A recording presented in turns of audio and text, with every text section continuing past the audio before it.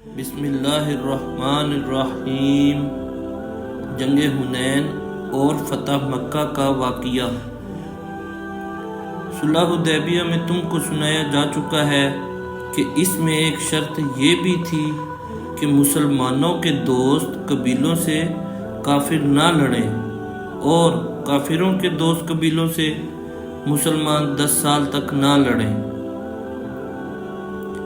ان دونوں قبیلوں میں جنگ ہو گئی اور مکہ کے قریش کافروں نے صلح کے خلاف اپنے دوست قبیلے کی خفیہ چھپ کر مدد کی۔ ہمارے پیارے نبی صلی اللہ علیہ وسلم نے کافروں کی اس وعدہ خلافی پر اور عہد کو توڑنے پر 12,000 مسلمانوں کا لشکر لے کر مکہ پر لشکر کشی کی۔ کافروں نے مقابلہ کیا، بہت کفار مارے گئے اور بڑے بڑے سردار شہر چھوڑ کر بھاگ گئے، اور جو حاضر ہوئے آپ نے ان کی جاں بخشی فرمائی۔ خانہ کعبہ کے بتوں کو آپ نے خود توڑا۔ قرآن مجید میں اللہ تعالیٰ نے اس کو سورہ بنی اسرائیل میں اس طرح بیان فرمایا ہے۔ ترجمہ: اور آپ یوں دعا کیجئے کہ اے رب مجھ کو خوبی کے ساتھ پہنچائے اور مجھے خوبی کے ساتھ لے جائے، اور مجھ کو اپنے پاس سے ایسا غلبہ دیجئے جس کے ساتھ نصرت ہو، اور کہہ دیجئے کہ حق آیا اور باطل گیا۔ واقعی باطل چیز تو یوں ہی آتی جاتی رہتی ہے۔ مکہ معظمہ کے باہر کچھ بڑے بڑے بت تھے، ان کو بھی توڑنے کے لیے صحابہ کو بھیجا گیا۔ فتح مکہ کے بعد دوسری چھوٹی چھوٹی جنگیں ہوئی، پھر ایک بڑی جنگ حنین کے نام سے ہوئی۔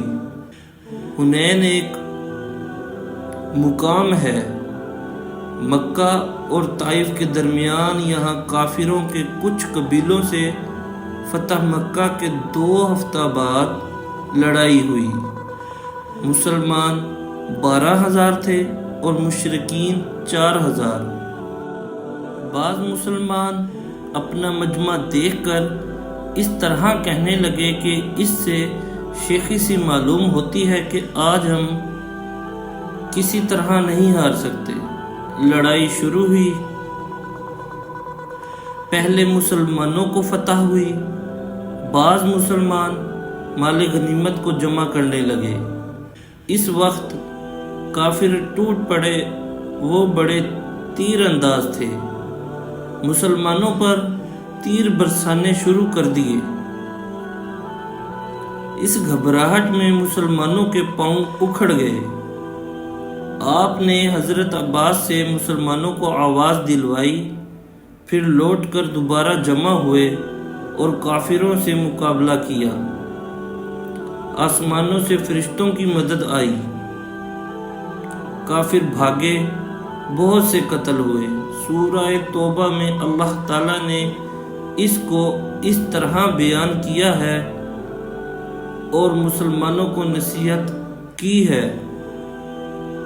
ترجمہ: خدا تعالیٰ نے تم کو بہت موقعوں پر غلبہ دیا، جب تم کو اپنے مجمع کی کثرت سے غضا ہو گیا تھا، اور حنین کے دن بھی پھر وہ کثرت تمہارے لیے بھی کارآمد نہ ہوئی، اور تم پر زمین باوجود اپنی فراخی کے تنگ کرنے لگی، پھر تم پیٹ پھیر کر بھاگ کھڑے ہوئے۔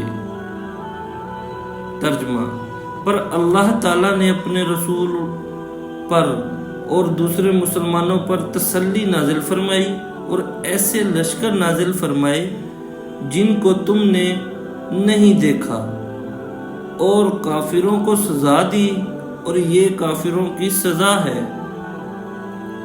آپ نے دیکھا کہ اللہ تعالیٰ نے مسلمانوں کو کس طرح سبق دیا کہ اپنی زیادتی پر فخر نہ کرنا چاہیے، اور یہ سوچنا چاہیے کہ فتح صرف اللہ کی مدد سے ملتی ہے۔ جزاک اللہ خیرا۔